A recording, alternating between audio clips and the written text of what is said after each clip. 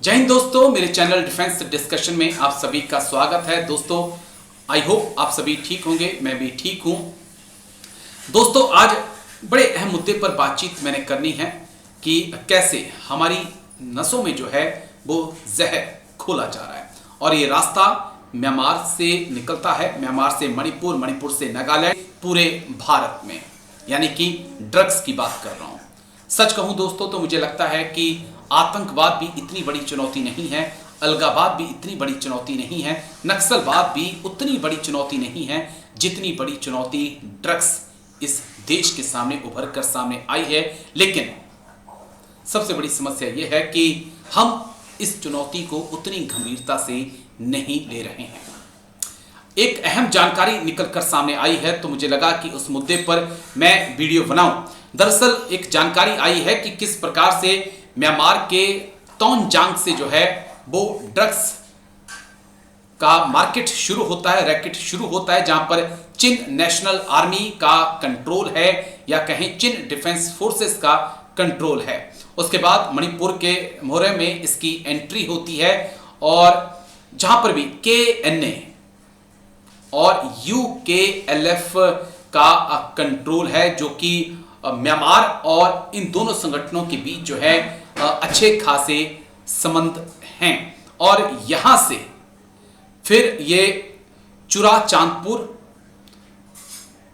जो कि मणिपुर में है, वहां से आगे बढ़ता है। चुरा चांदपुर से कांग पोकपी जो भी मणिपुर में है, वहां पर जो है ये ड्रग्स पहुंचती है। और इस ड्रग्स को पहुंचाने के लिए ये लोग हाईवे का इस्तेमाल नहीं करते, यानी कि ये जो KNA या UKLF के नाम के जो आतंकी संगठन है या इनके आगे जो भी काम करने वाले एजेंट हैं, वो मेन हाईवे का, मेन रोड का इस्तेमाल नहीं करते, क्योंकि उनको लगता है कि असम राइफल या CAPF जो है हमें वहां पर दबोच सकती है। इसके लिए ये क्या करते हैं, पगडंडियों का, जंगल में बने रास्तों का इस्तेमाल करते हैं और इन्हें उन रास्तों के बारे में बहुत बारीकी से पता होता है। और कांग पोकपी की जिसकी मैंने बात की, वहां पर भी Kuki national front MC lead by German Haokip and Kuki national front KNFP lead by tigers, ये एक अहम रोल अदा करते हैं। उसके बाद ये नागालैंड में इस ड्रग्स को लेकर एंट्री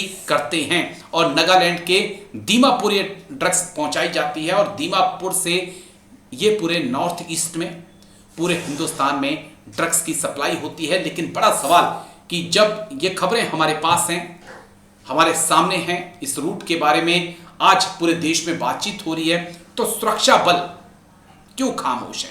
लेकिन ये कहना भी कि सुरक्षा बल खामोश है मुझे लगता है गलत होगा, क्योंकि असम राइफल ने पिछले 3-4 सालों के अंदर मणिपुर में, नॉर्थ ईस्ट में कई बड़े ड्रग्स सिंडिकेट्स का भंडाफोड़ किया है। लेकिन जरूरत है उन लोगों तक पहुंचने की जो कि इससे मोटा मुनाफा कमा रहे हैं। हमने एक्सपर्ट से बातचीत की है इस मुद्दे पर, एक्सपर्ट्स के पास चलते हैं। Sir Jai Hind, major Mohammad Ali Shah sir, Jai Hind, बहुत बहुत शुक्रिया समय देने के लिए। Thank you sir. Jai Hind Rajesh ji. Thank you sir, आपने समय दिया। सर दरअसल ड्रग्स को लेकर, मणिपुर को लेकर, नागालैंड को लेकर कुछ एक बड़ी अहम इंफॉर्मेशन सामने आ रही थी, तो मुझे लगा मैं आपसे उसको समझूं, क्योंकि आपने मणिपुर और नागालैंड दोनों ही जगह पर सर्व किया है और असम राइफल के साथ तो आपका जुड़ाव है, क्योंकि आपने आज वहां पे कंपनी कमांडर अपनी सेवाएं दे रखी हैं। एक मैप जो है, एक नक्शा जो है सर, बहुत ज्यादा वायरल हो रहा है। मैं अपने दर्शकों को एक बार इसको दिखा देता हूं, उसके बाद मैं आपके पास आता हूं कि तोंगजांग म्यांमार से जो है वहां से ड्रग्स का बिजनेस शुरू होता है, जो CDT और CDF जो है चिन नेशनल आर्मी जो है उसके कंट्रोल में जगह है। वहां से वो मोरे करके जो हमारा मणिपुर में है, वहां पर एंट्री उसकी होती है शिंघू के रास्ते, चुरा चांदपुर होता हुआ, चंदेल होता हुआ, ये कांग पोकी होता हुआ दीमापुर तक पहुंचता है। इसके बारे में जानकारी आई कि ये वो रास्ता है जहां से ड्रग्स की सप्लाई आ रही है और फिर दीमापुर से, नागालैंड से ये ऑल ओवर इंडिया पहुंच रहा है। तो मुझे लगा इस मुद्दे पर मैं आज आपके साथ बातचीत करूं क्योंकि आपने हाल ही में हमने कई ऐसी खबरें देखी हैं जहां पर हम देखते हैं कि असम राइफल्स ने इतनी ड्रग्स पकड़ी, इतनी ड्रग्स जला दी। तमाम ऐसी हर हर हफ्ते कम से कम 4 से 5 ऐसी खबरें होती हैं। तो क्या वाकई में ये रूट जो है ड्रग ट्रैफिकिंग के लिए बेहद सेफ रूट है? और इतना सब कुछ पता होने के बाद, मीडिया में ये तमाम चीजें पता होने के बाद, क्या हमारा असम राइफल या हमारी जो सीएपीएफ है या हमारा जो नार्कोटिक्स विभाग है उसके हाथ बंधे हुए हैं सब? जी राजेश जी, शुक्रिया। आपके साथ खास तौर से जब मैं north east part of India की बातें करता हूँ, मुझे बहुत ही अच्छा लगता है, थैंक यू क्योंकि सो मच। आप उन कम जर्नलिस्ट में से हैं जिनको बहुत अच्छी समझ है north east part of India की। जी देखिए, जब हम बात करते हैं कि north east part of India में ड्रग्स का एक मेंस चल रहा है, बिल्कुल इस पे तो कोई शक की बात नहीं है, हम डिनाई नहीं कर सकते हैं। मगर क्या इससे ये बात होती है कि जितने भी लोग हैं north east part of India में, जी। क्या वो ड्रग्स के से जुड़े हुए हैं? नहीं है। लोग वहाँ के बड़े शरीफ सिंपल लोग हैं।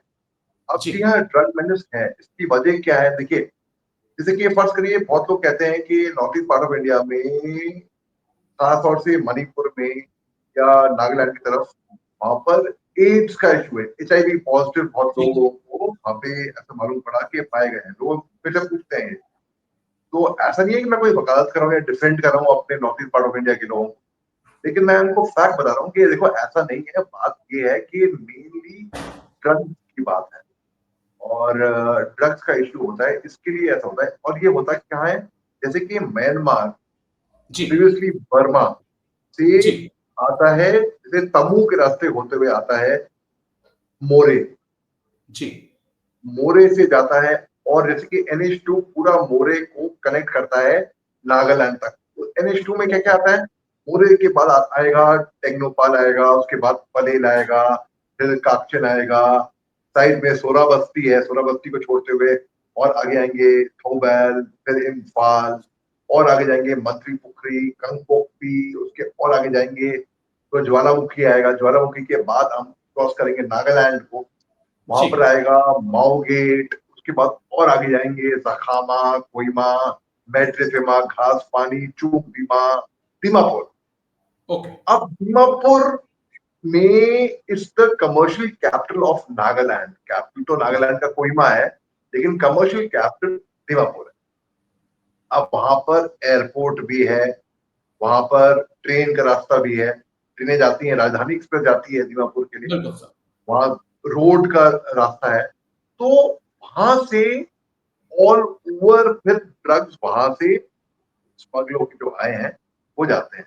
जब मैं असम राइफल्स में था, मैं आपको बात बता रहा हूँ, जब मैं नॉर्थ पार्ट ऑफ इंडिया में था, मैं ADC था वहां पर, GOC का कोर कमांडर साहब का।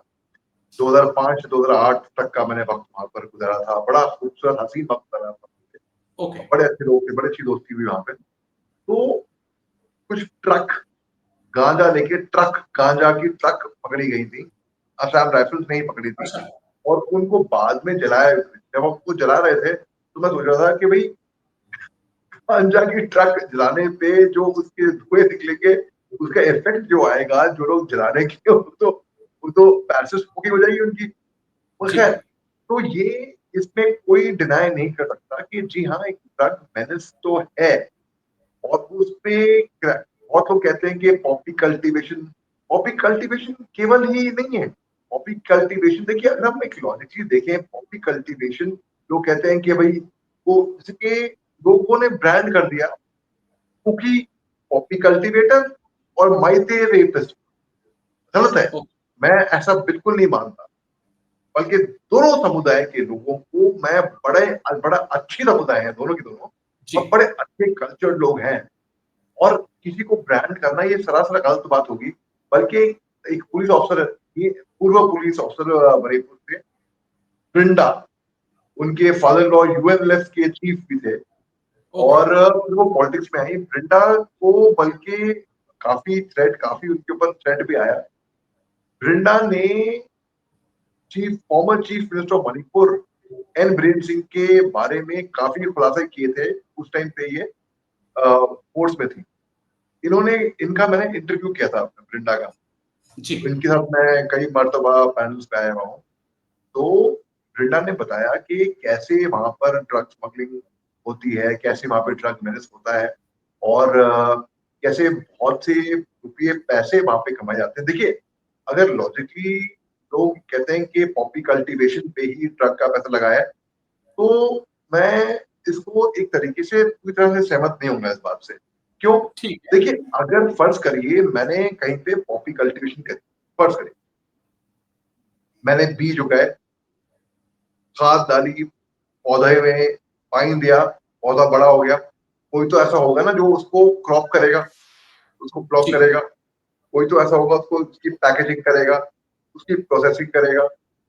कहीं ना कहीं इसको ऐसा तो नहीं कि पौधा उठा के सूंघ लिया और खा लिया या ड्रग हो गया।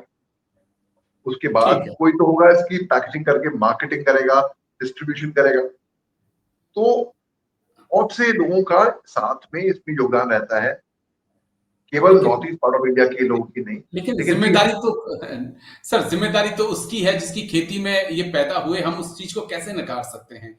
अगर ये म्यांमार से चीजें मणिपुर में घुस रही हैं, मणिपुर से नागालैंड पहुंच रही हैं, नागालैंड के दीमापुर से अगर ऑल ओवर इंडिया ये सप्लाई हो रही हैं, तो वहां पे कुछ लोग तो जिम्मेदार होंगे जो यहाँ से मोटा मुनाफा कमा रहे हैं। और हम कैसे इस चीज को नकार सकते हैं कि इसके कारण आज हमारे युवाओं की नसों में जहर घुल रहा है सर, हमारी युवा पीढ़ी बर्बाद हाँ, हो रही है। ये चिंताजनक बात जरूर है कि भाई कैसे वहां से ड्रग्स आ बिल्कुल। रहे हैं north east part of India से। तो वो क्षेत्र, वो मुल्क भी कुछ ज्यादा ही एक तरीके से मैं बोलूंगा कि बदनाम भी हो चुका है।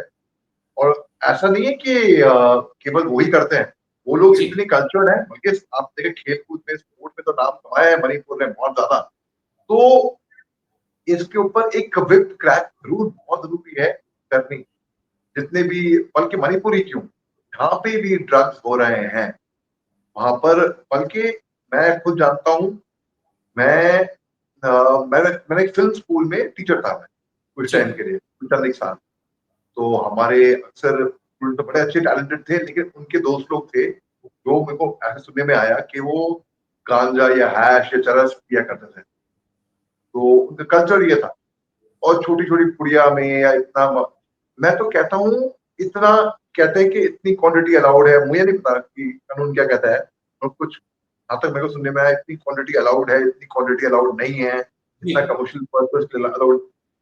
छोटी क्वांटिटी भी अलाउड नहीं होनी चाहिए, ऐसा मैं मानता जी हूँ। क्योंकि उससे क्या होता है कि अगर आप छोटी क्वांटिटी, हम 10 लोग हैं, 10 लोग छोटी क्वांटिटी में, जेब में इसने छोटी क्वांटिटी में रख लिया, उसने रख लिया, कुल मिला के तो बहुत सारा हो गया वो। बिल्कुल। कुल मिला के अब जो शाहरुख खान का जो बेटा है आर्यन खान, तो वो भी अभी आप देखेंगे जो उनके ड्रग्स के केस के अंदर अंदर उनको क्या हुआ था, कितनी तंगी हुई थी। 2-3 साल पहले की बात है मेरे ख्याल से। बिल्कुल बिल्कुल। तो ये बल्कि क्रूज ये में जा बहुत रहे थे। खतरनाक चीज है। बस एक आखिरी पॉइंट, क्योंकि अगर ये रूट मीडिया के सामने है, तमाम जगह चर्चाएं हो रही हैं और असम राइफल को इसके बारे में क्या पता नहीं है, और जो तमाम सीएपीएफ की फोर्सेस वहां पे लगी हैं, क्या उन लोगों को पता नहीं है कि ये वो रास्ते हैं जहां से ड्रग की सप्लाई होती है? और यहाँ पे हमें थोड़ा सा और अपने हाथ को, अपनी ड्यूटीज को टाइट करना होगा। देखिए, लोग असम राइफल से बहुत ज्यादा उम्मीद कर रहे हैं, जी ठीक है, और वो बहुत मेहनत कर रही है, बिल्कुल। जो उनके जुरिस्डिक्शन में ना भी हो ना, लोग जी कहते हैं असम राइफल्स की जिम्मेदारी है, असम राइफल्स को ये करना है। असम राइफल्स की ड्यूटीज का काम क्लियर कट मालूम है उनको क्या करना है। उस जी पे लोग सोचते हैं कि भाई, अब फर्ज करिए जैसे कि आप और मैं, हम मीडिया से रिश्ता रखते हैं, हम जी नाता रखते हैं। अगर कोई मेरे को ये बोले, ऐसा हुआ है, ये लोग बोलते हैं कि भाई तुम मणिपुर के बारे में ज्यादा बोलते हो, north east part of India जी से लगाव रखते हो, ज्यादा बोलते हो। तुम शॉर्ट सर्विस ऑफिसर्स की पेंशन के बारे में क्यों नहीं बोलते हैं, तुम उसके बारे में क्यों नहीं बोलते? अरे क्योंकि मुद्दा ही नहीं है, जी अनरिलेटेड है। अभी अगर मैं हम बात कर रहे हैं north east part of India के बारे में, अगर मैं आपके इस पैनल में आके बोलने लगूं रूस और यूक्रेन या इजराइल ईरान, जी तो वो अनरिलेटेड टॉपिक होएगा। सिमिलरली देखिए, ओके। असम राइफल्स को ऐसी बात नहीं है कि खबर नहीं होगी, खबर है, मगर हमारे जिनके हाथ बंधे होते हैं कई बार, तो जुरिडिक्शन के बारे में कि भाई ये जुरिडिक्शन है, ये जिम्मेदारियां हैं, ये ड्यूटी बनती हुई हैं, तो बल्कि मैं स्टेट पुलिस का काम है ये मेनली मेनली तो। बिल्कुल और बिल्कुल। अगर हम बोले कि आर्मी क्यों नहीं कर रही है, जैसे फर्ज करो अगर हम बोलते हैं कि नेवी ने भी बहुत सारे ड्रग्स पकड़े हैं बेसिकली जी जी समुद्री जी। रास्तों से, तो अगर हम बोले कि भाई नेवी वहां पर क्यों नहीं आके डिप्लॉय करती, नेवी ने तो समुद्री रास्ते पे ड्रग्स पकड़े हैं, कोस्ट गार्ड ने ड्रग्स पकड़े हैं, तो वहां नेवी को डिप्लॉय करिए, आप कोस्ट गार्ड पे डिप्लॉय ये इस मुझे तरीके लगता से है मतलब कि बड़ा संवेदनशील मुद्दा है। नारकोटिक्स विभाग को इसमें काफी संज्ञान लेना होगा, क्योंकि ये एक ऐसी चुनौती है भारत के सामने जो हमारे देश के युवाओं को खोखला कर रही है।